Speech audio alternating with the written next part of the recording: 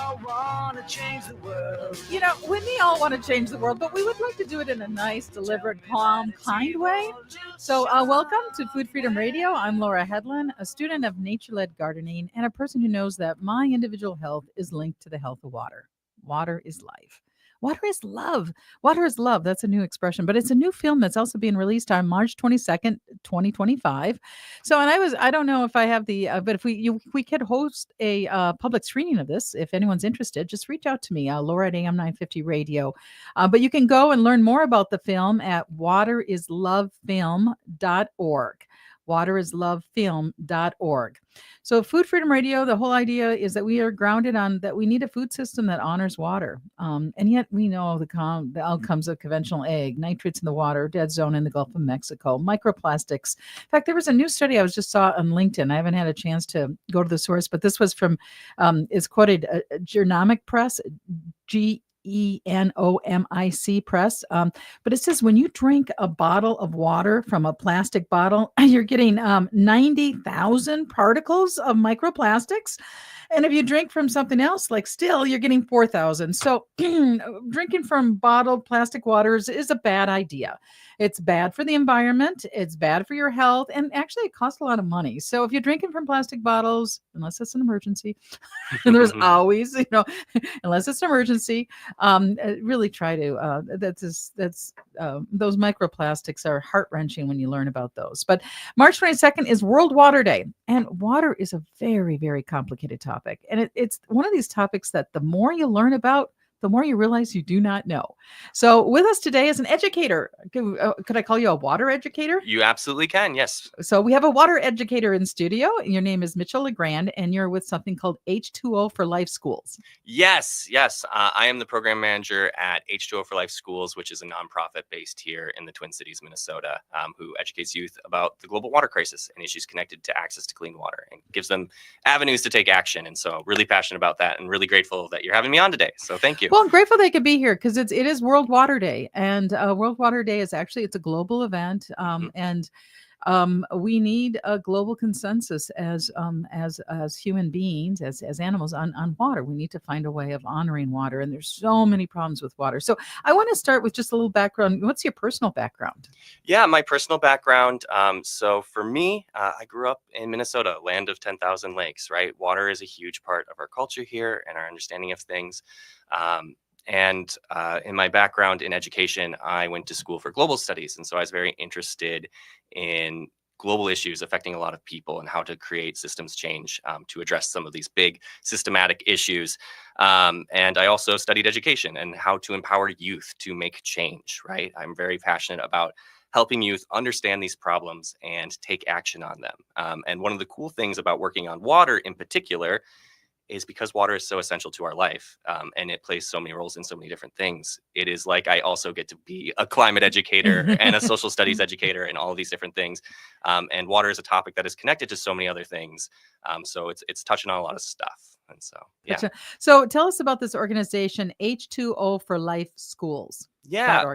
So H2O for Life Schools, what we do is we provide free resources to schools, youth, communities who want to learn a little bit more about global water issues. So if you were to visit our website, you can find lesson plans for K through 12 classrooms across disciplines, sciences, social sciences, health, etc.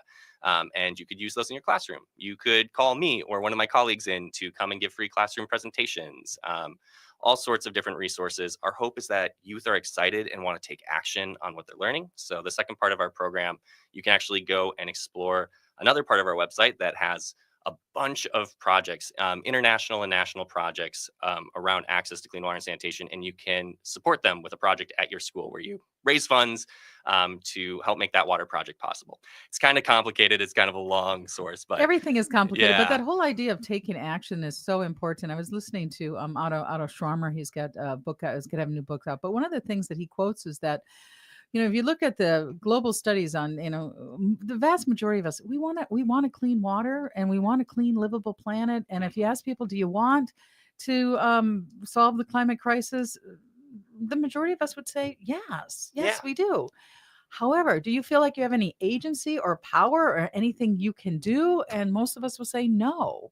Yeah. And that Yeah. feeling of helplessness is one, it doesn't help get work done, Hmm. but it's also depressing. So this idea of empowering people to actually take real action around the water crises. Yeah, yeah. Something that's really fun about working with youth is that youth don't have their biases set up yet. Like Ooh. youth never say, "Oh, we should do that," but right. Like youth are just like, yes, that's a problem, we should fix that right now. And that is such a fun part of my job is like I run like a part of what I do is I run a high school fellowship program, and I get to work with about 50 high schoolers from across the country, across the world, and we talk about issues related to water a little bit more in depth. And they are so excited to like get going and do something about this, and they all come with like different backgrounds from different places, different understandings about different issues, and exchange those ideas and work with each other to help each other like take action. It's super cool. It's super cool. Enthusiasm, knowledge, and community. I mean, those are the cornerstones for creating that agency that can actually impact the world. So, Hmm. so let's take a step back. Tell us about what was the H2O for Life schools? The organizational structure? How long has it been around? And Yeah, H2O for Life Schools has been around, oh gosh, I want to say it's 14 years now. It was founded by an educator from Mounds View, Minnesota. She had a husband who was a pilot, and so she traveled around a lot, and she ended up visiting Kenya quite a bit because she made a bunch of friends there. And when she left Kenya after one of her trips, one of her friends called her and said, "We have a community here that's really struggling with access to clean water and sanitation. Um, we're looking for anyone who can help us out. Is there any way that you can like participate?" And she was like, "Well, maybe we're talking about like water in our classrooms. Maybe we can like tie something in." And she ended up doing this fundraiser for it. And she raised enough to not just do that project, but like the three other communities around that area that also needed access to clean water and sanitation. And then she started getting a bunch of phone calls from implementers who are like, "Hey, like we heard about what you did. Like we've been trying to get into schools to teach students about these and teach people about how they should take action and stuff. Can we join in?" And it just kind of spread from there. And from going from like just one community with one organization to I think we're at 44 different countries that we're in, including the United States. And I think I can't remember how many organizations. I think we're close to like 78 different organizations that we've worked through over the years, who are implementing like on the ground in those communities, doing cool work like that. And so that's how long we've been around and kind of how we got started. So yeah, I love those stories. Those are yeah, so neat. I mean, and that's the power of agency and just one foot in front of the other. You don't know where it's going to quite go, but you just do one foot. You find a problem and you solve it. So now you personally, so you've been going into classrooms. yep, So a water educator. yep, yep. Okay. All right. We're your students. Educate us on water. Yeah, the place where we start is asking students a little bit about what they already know about water, and it varies from classroom to classroom. But we get a lot of students saying, "Yeah, we need to drink water, and not everyone has it, and that's a problem." And we move on from there to talk about, what is the problem? And the truth is that 26% of the world's population struggles with access to safe, clean drinking water. They can't just go into their kitchen and turn on the tap and get a glass of water. They might have to walk a far distance to collect water and bring it back.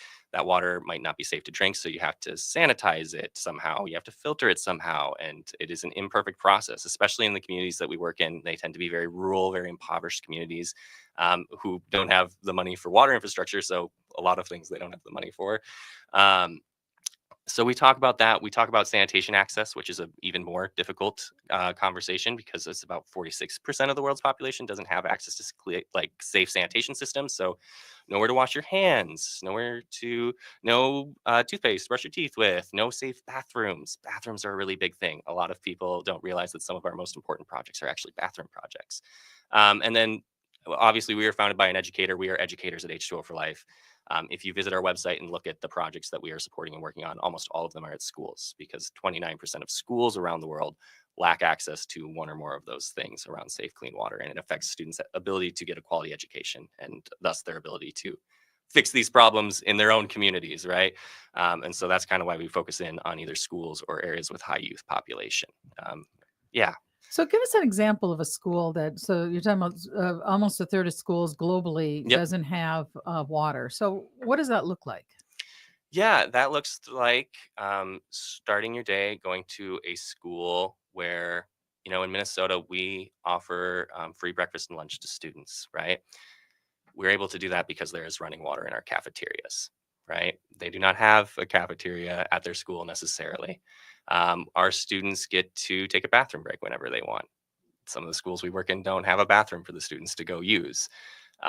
Students miss school because they get sick for whatever reason, right? You're more likely to get sick if you don't have somewhere to safely wash your hands. Instead of recess, you have to go collect water and bring it back and figure out what you're going to use it for. You have to spend part of your day instead of learning or playing or being a kid, and you have to spend it doing this really hard chore.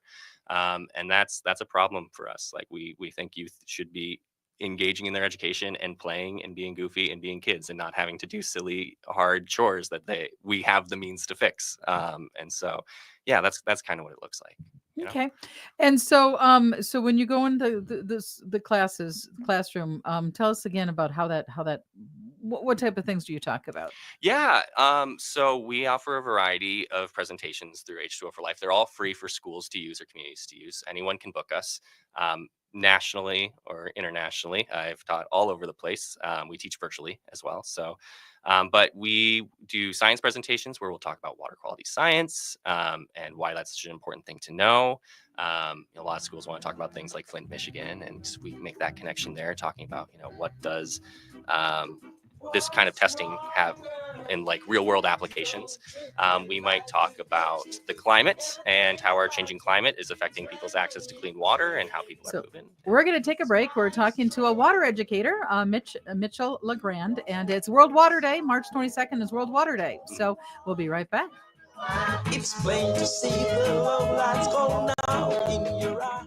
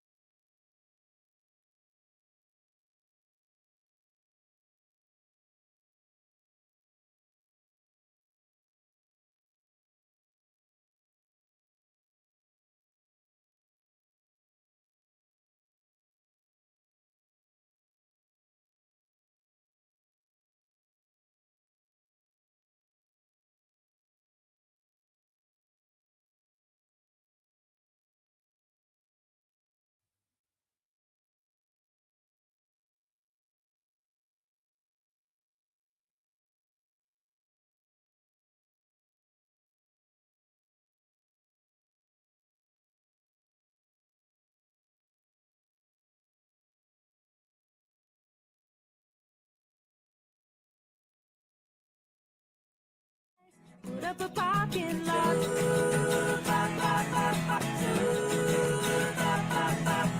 Pick up all the trees, put them in a tree museum. And they charge the people $1.50 just to see them.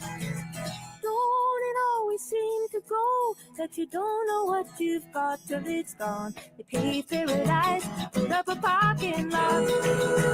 You don't know what you don't know what's gone until you don't know what you've lost until it's gone. And right now in our country, we are facing an incredible disruption in our systems. I mean, it's and even I start the show with John Lennon's song, we want change. But again, the change that I'd like to see is more equity. I like to see a livable planet. I like to see people kind. I don't necessarily want to see what's occurring right now. But so we have news out that the Department of Education might be limited. We have dramatic funding, US aid being cut globally. Now, you're in a position where some of this stuff affects you. Or H2O Life is in a position that some of the stuff affects you or impacts you. Yeah, we are an organization. We're a nonprofit organization, and so like grants like that are very important to us around education, right? We have a grant right now that's with like the White Bear Lake School District here in Minnesota, and that's going to come through this year. But Next year, we don't know, right? There's a lot of mystery around like what funding is going to look like for us. And then on the opposite side of what we do when it comes to international aid work, there's a lot of questions about, with freezing of aid and international relations, how is that going to affect our implementing partners and the ways that they're able to do their work, for those of them that are international, right?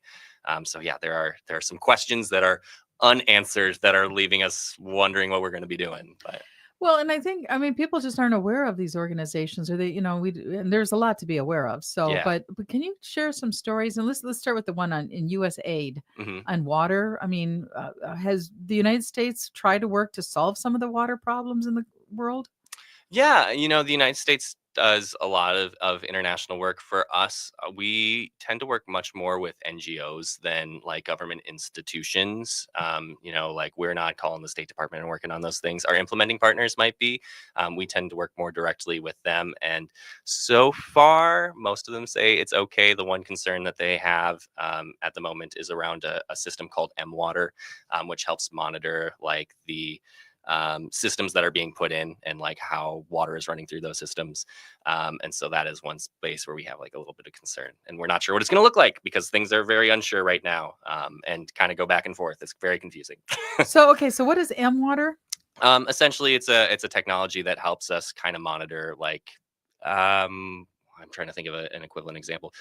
On the side of your house where there's like the little thing that says how much water you've been using. Mhm. It's like that. It tells us like how that system is working. If the pressure is low and we have to do something to fix the well or the bathroom or the hand washing station, whatever it is, stuff like that.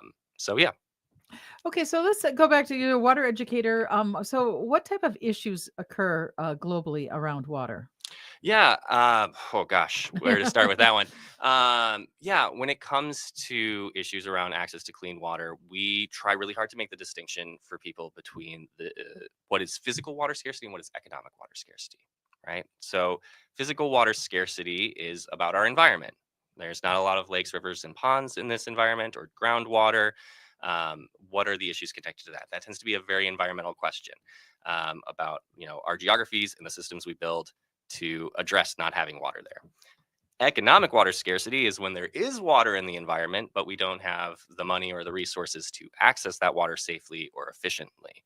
And those things sometimes overlap, but those are different problems and they require different solutions. And so at H2O for Life, we tend to more often work on economic water scarcity issues, because there's only so much you can do when there's not water in the environment, right? So yeah, that's kind of the distinction that we make. And those different things contribute to them, right? Physical water scarcity is affected a lot by climate change. Over here, economic water scarcity is affected a lot by conflict in politics and economics. And so we run across a lot of topics in the classroom. So when you go to classroom, what age groups are you going into, and then what type of things are you sharing with them? Yeah, we are. It's super fun. When people ask me what I do, I tell them I'm kind of like the fun uncle teacher. I get to teach K through 12, and we have a variety of different topics that we talk about. Obviously, a third grader has a very different like level of understanding than a high schooler, but we do kind of talk about the same things, right? We talk about what are you using water for? How much water are you using? How are these problems affecting people around the world? And when we get to that high school level, we can talk very like granularly about like specific geographies, and use higher level languages, right? The middle school level, you're starting to develop your understanding of social justice, and so we start talking about things like, what's a good example? We talk about like inequality, and we talk about how some people have access to clean water and some people don't, and why are those the case in certain places. We might not have that conversation in elementary school, but middle, high school, we start talking about those things a little bit more. So maybe we'll do it this way. Let's pretend we're in school. We're gonna go like an elementary school, middle school, and then high school, and we're gonna just listen to our water educator. Okay. So let's just start with the elementary school. So when it comes to water education issues around the globe, Mhm. what would you talk to? I mean, it's a personal water use too, Mhm, and mhm. Yeah, I could tell you some really fun elementary school stories. let's find but one.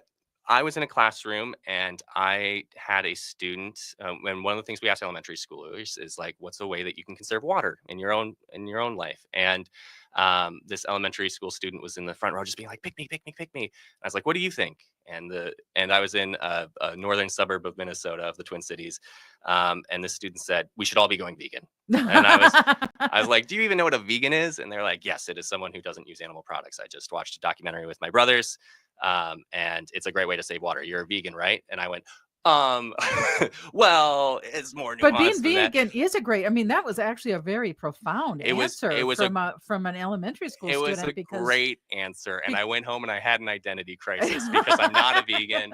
I am now a vegetarian because it's more nuanced. But you know, that's what we might talk to them about is like what ways can you personally conserve water, and like, you know, why you should care about other people not having access to it and things like that.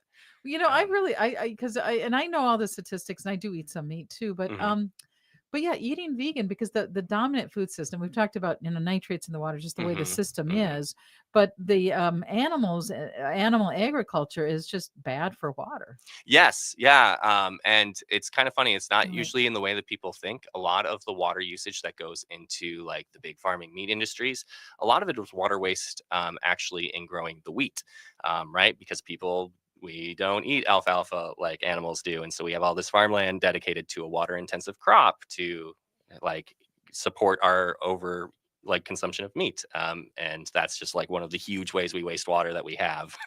That could be a little bit more efficient in our societal systems. We don't talk about that with the third graders, but apparently they're thinking about it. So, That was great. So, what so other things might you say in elementary school when it comes to uh, water? yeah, and in elementary school, we will talk about a lot of students will be reading certain books about this, and we'll talk about, you know, okay, what book are you reading? A lot of elementary schools read this book called A Long Walk to Water. It takes place in South Sudan. It's about a lost boy in South Sudan and his experience with the conflict there. It's a true story. And this guy actually goes back to South Sudan afterwards, and he starts an organization called Clean Water for South Sudan, who's one of our implementing partners. And we talk about how, yes, this is a real person you just read about. This is a real problem, and you can take action and help. And all of the elementary school kids go, "Oh my God, he's real! Salva, do you know him?" And they get really excited about like actually connecting what they're learning to that problem, and being able to address it. And so that's always a really fun thing in elementary schools. So Is water the uniter of the global community? yes, yes, We have to take a break. When we come back, we're gonna talk about water as the uniter. Water is life. Water is love, which is a new movie out March 22nd. You're listening to us on World Water Day. Food Freedom Radio. I'm with a water educator.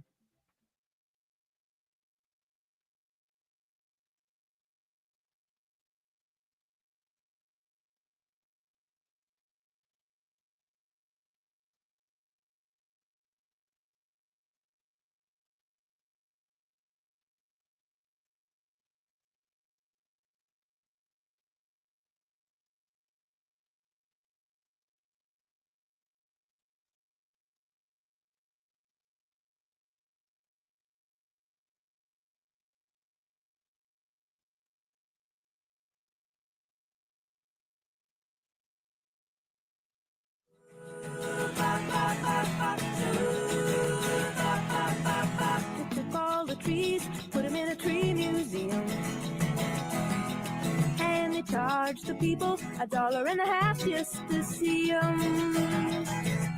Don't it always seem to go that you don't know what you've got till it's gone? They paved paradise, put up a parking lot. Oh, we're not going to pave paradise and put up parking lots anymore. We're going to wake up and realize that water is life, water is love.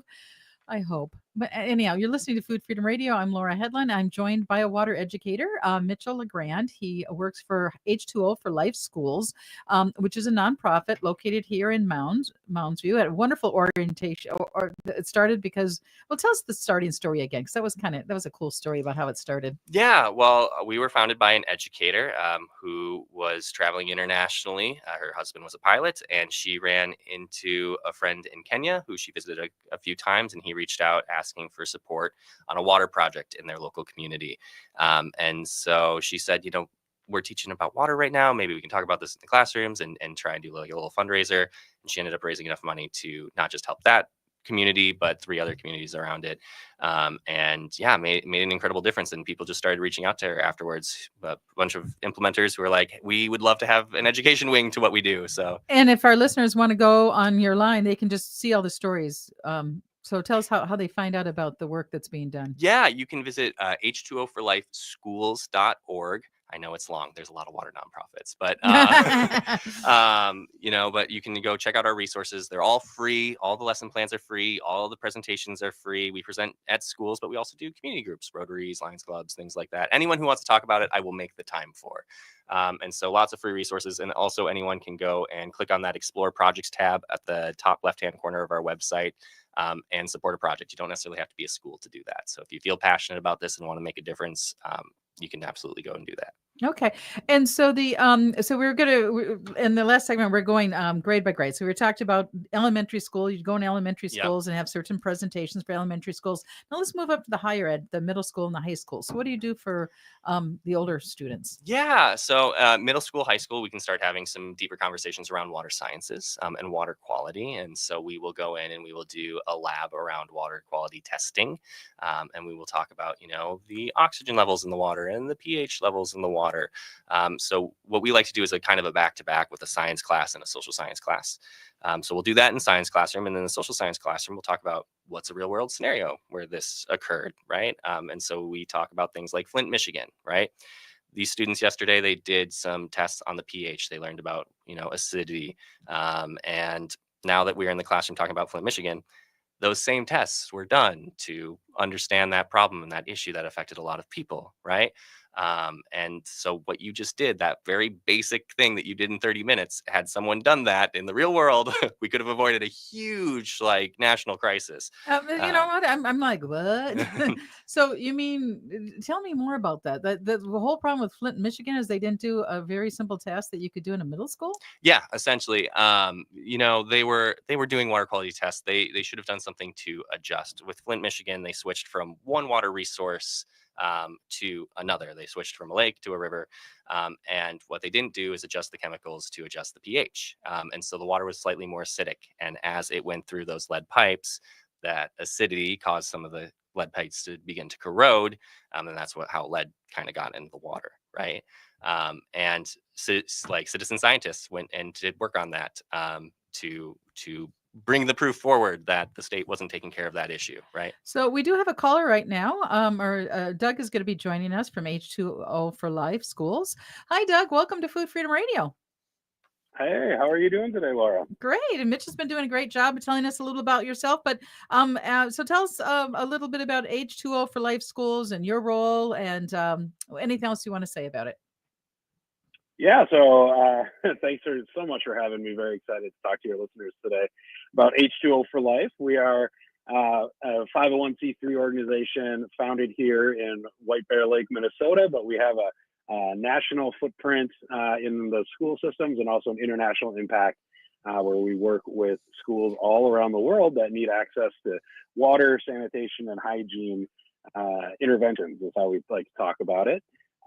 So we got started here in 2007, local educator Patty Hall up in Mounds View schools, ended up on a trip to Africa meeting a fantastic individual that we're still working with today, whose community in Kenya needed access to a water system to help provide water for their schools. And she brought that back to the Highview Middle School up there and was able, the project itself was going to cost about $6,000 to fund, and they ended up raising somewhere around 12 or 13 for that project. And so needed to find other different ways to get that money out to help other schools around in those communities. And one thing led to another. They got a little press coverage, just like shows like yours. A lot of teachers found out about it. Patty started getting all these inquiries. How did you do this? That sounds amazing.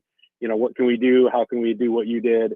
And she turned this into a great nonprofit that's been around for coming up on 18 years now. So we're very excited to be started in this community, started here in Minnesota, but the impact we have. And Mitchell, I'm sure, is talking about all the different schools that we've been working with around the country over the years, and then our great implementing partners all around the world. So one of the things about us that we just want to make sure people understand, I'm not out there digging wells. Mitchell's not digging wells or building bathrooms or doing things like that. We're working with groups in these local communities that come to us and say, hey, this is the water solution that we need for our community in rural Uganda, in the Navajo Nation, in Nicaragua, Honduras, all over the world. And they come to us and say, hey, can you help us fund this project? And we work to inspire young folks here in the U.S. To make that impact and to raise funds to make that happen, and really working to build that next generation of global citizens. Whether they're taking on the water issue moving forward, or if they're, just use that as a springboard to learn some tools, and they're going to be working on climate change, or they're going to be working on women's issues or sustainable communities or anything like that. We're just really excited to be working with young kids here in our communities. Now, I think I should be a global citizen because, well, I am a global citizen. And whether I walk up into that role, we're all global citizens, whether we walk in that path or not. But let's talk a little bit about the meaning about being a global citizen, and why do you think it's important to have a responsibility or to recognize our role as global citizens? Well, I think, for me, my background, my parents were both public school teachers in St. Paul. I grew up in White Bear as well. And it's just something that's always been ingrained in me, right? That the interconnectedness of all of us around this world. One of my heroes growing up, Senator Wellstone, we all do better when we all do better.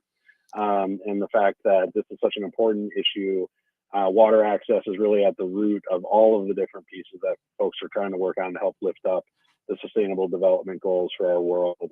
And honestly, I think at the end of the day, it comes down to how we want to operate in the world, how we want our children to think about the world, and what that means for our country overall. And you cannot downplay the national security issues that come along with these issues and problems. When we have diseases that are spread because we don't have clean water in places like Uganda, how fast did those kind of pieces spread with the Ebola crisis hitting Texas within weeks?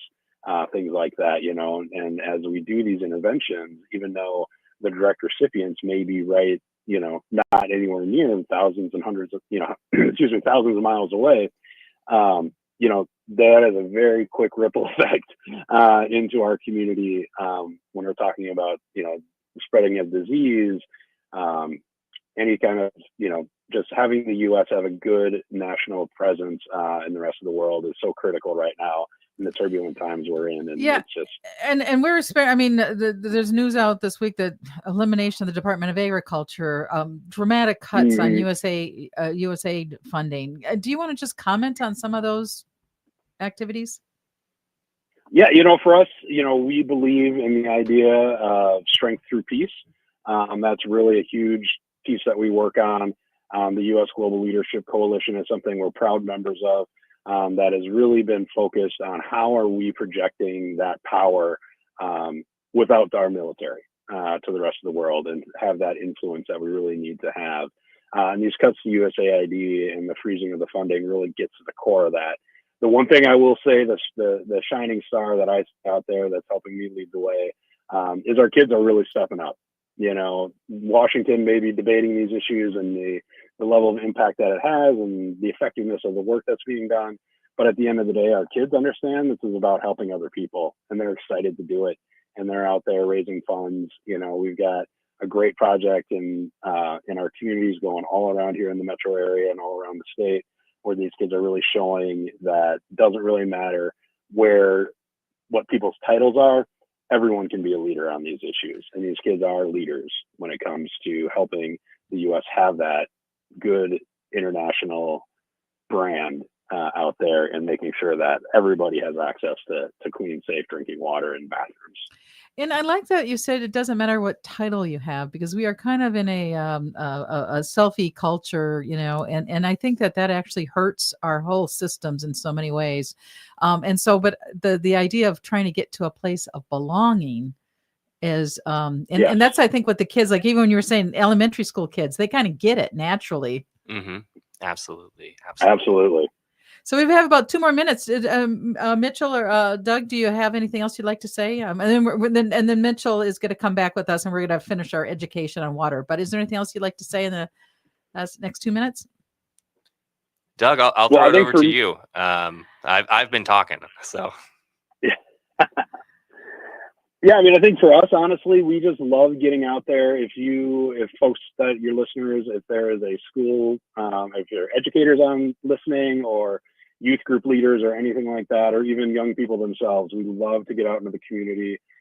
Mitchell can talk more about, the direct impact that he gets to have when he's in classrooms and doing that work.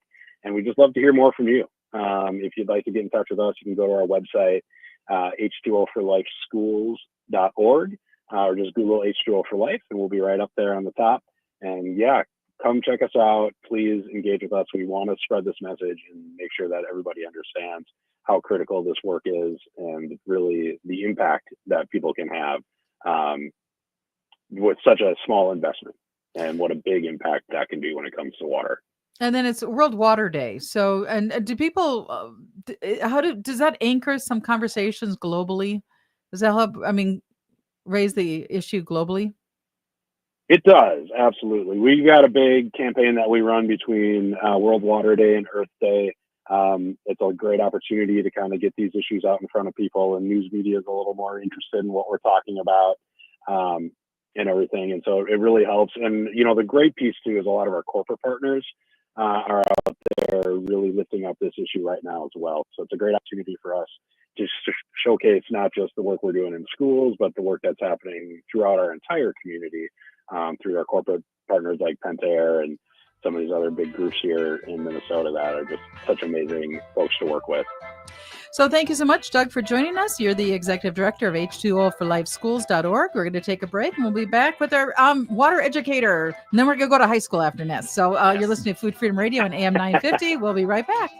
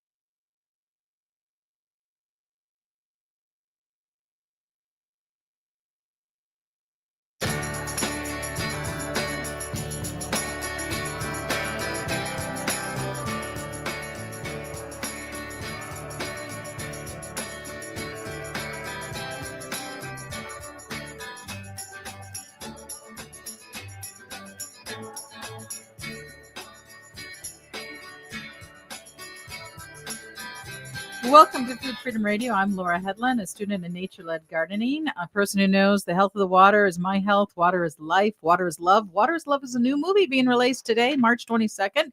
You can get information by going to the waterislovefilm.org. And then if people want to talk about getting together to watch this film, reach out to me, Laura at am950radio.com. And so I've been joined with Mitchell LeGrand. He's with H2O for Life Schools. He's a water educator, and he took us through elementary school. Now we're in the middle school and high school. So tell us about how H2O for Life School works with older kids. Yeah, so one of my favorite program, kind of my baby of H2O for Life, is our high school fellowship program. So we started this about 4 years ago.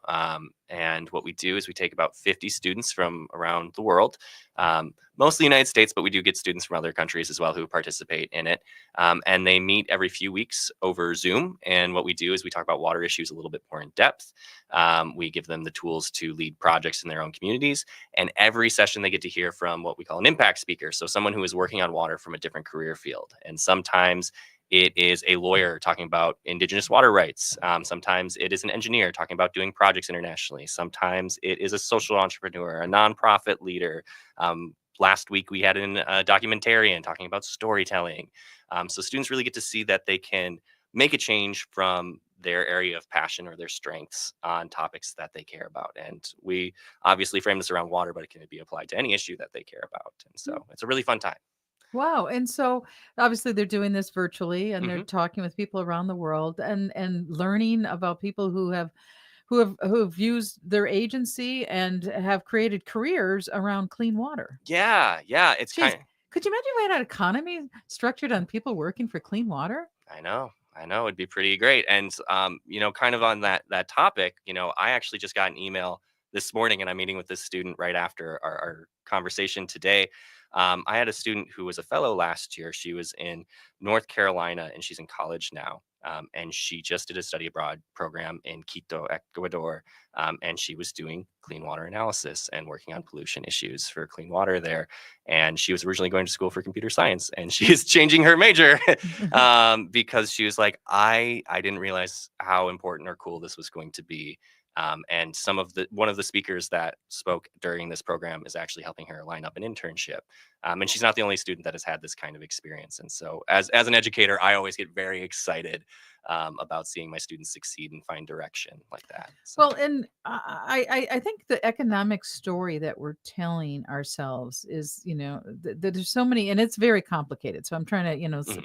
I'm going to see if I can tell the story. Have you ever heard the story of Tiktaalik the frog? No, fill me in. Okay, so it's an ancient story. You just look this up. The very, very thirsty frog. Okay. Okay, so very thirsty frog, he drinks all the water, right? And all the other animals are getting really upset. Not only are they getting upset, but they're like hungry and thirsty, and the plants are dying. And then what can we do? And so they get wise word from an owl that they have to make the very thirsty frog laugh. The thing is, the frog wasn't very good at laughing. He didn't know how to laugh. I mean, but finally, the little mouse found a tickling spot. So, and then he laughed. And when the very thirsty frog then was able to release all the water, and all Mhm, the animals were able to get back together, and the frog learned to share. mhm, And we are living in a world with such imbalance. We mhm, have like mhm, 20,000 people that have $24 trillion in so called wealth, mhm. whereas 165 million of us have less than 4 trillion. And so it's we have a and yet I don't want to be blame or shame anyone, but how do we creating a culture and a business that's based on clean water? That should be economics 101. Yeah, when we talk about these projects, one of the cool things about water projects is it's also economic development work, right? For every dollar that you spend on water infrastructure, you get somewhere between $6.90 and $7.10 back in economic returns for the Wow. community. So there's So definitely a powerful economy there. Like, so wow, so you mean you can make money if you like are yeah, kind with water and give yeah, people water? Hmm. yeah. And, as far as steps to building that economy and building those infrastructures, I think there needs to be recognition around what the actual problems are. Sometimes we have a hard time reckoning with who has been excluded from those economies. I mentioned that fellowship program. The speaker this weekend is from our implementing partners, Dig Deep, who do work in Navajo Nation. If you're indigenous in the United States, you are 19 times more likely to experience plumbing poverty than white households, right? Hmm. And so the students will be learning about projects that are going on there and water implementation projects that are going on there. And those are really important conversations to be like having with people. So I haven't heard that phrase plumbing poverty, but I also do wonder if using water for plumbing is as wise with so many billions of people on the planet. And I know there's people that have come up, like I think it's the Brock Zoo, that their public bathrooms actually use foam flush, and they've been Oh doing yeah, other yeah, yeah, things yeah. for that plumbing issue. I don't know if you have anything to say on that, but I'm not familiar specifically with that, but as far as plumbing issues go, we also love talking with our students about innovative technologies and the cool ways that we can solve some of these solutions. One of the most often asked questions I get from younger students is, why don't we just use the ocean? Like there's a big ocean. Like that seems like a lot we could use. You say we're running out, but I've seen it on the globe and it's big. And I'm like, yeah, desalination is a really cool idea and potential technological solution. I don't know that we're there to do it super efficiently yet. And there's other technologies around like plumbing and things like that. But yeah, people are working on it in different angles and different ways. And that's a really cool thing. And it's going to be different everywhere. But I'm excited about things like that. So thank you for sharing that. yeah. Well, so now we are down to our last 2 minutes. Is there anything else you'd like to say? Oh gosh. If you want to get involved with H2O for Life, please reach out. Like my job is to make educators' jobs easier. I love giving you the day off. Let me give you a free presentation for the full day. We'll talk about all these cool things, and your students are going to have a really awesome hands-on project. And you offer these free to schools. Yep, all of our resources at H2O for Life are free. We are very unique in that, I would say. Very few nonprofits are able to provide things for fully free, but I'm a dedicated I have stayed up overnight to teach classes over internationally. I think it is very important to talk about these things. And yeah, it's free for students and teachers to use, for community groups to use. If you want to take action, explore our website. It's a little hard to navigate, but I believe in you. And if you have any questions, you can shoot me an email. It's easy to find that on the website. So. Great. So again, so it's you, and it's just Mitchell at h2oforlifeschools.org. Yep. World Water Day, March 22nd, and water is life. Yeah. I mean, we both have water is life. What does that mean? Water is the most essential thing to life on Earth, not just for people, but all living things. And it is connected to so many things that we do not consider. We are using it so consistently throughout our days for so many different things. We could not exist in the ways that we do without access to clean water and sanitation. Not everyone has as much access as they should. And I believe that for the life of our planet and for the life of the people on this planet, we need to be working on those things and be taking action. So, And inspiring young people to take action and filling that agency, because when you take action, taking action relieves stress, doesn't it? I mean, it can cause stress too, but it can relieve stress. Yes. This fellowship, I keep bringing it up. I have a bunch of students here who are anxious about the state of the world. And when they come to this space, this is a space where they can do something about it. So do something. Yeah. Water is life. Water is love. World Water Day, March 22nd.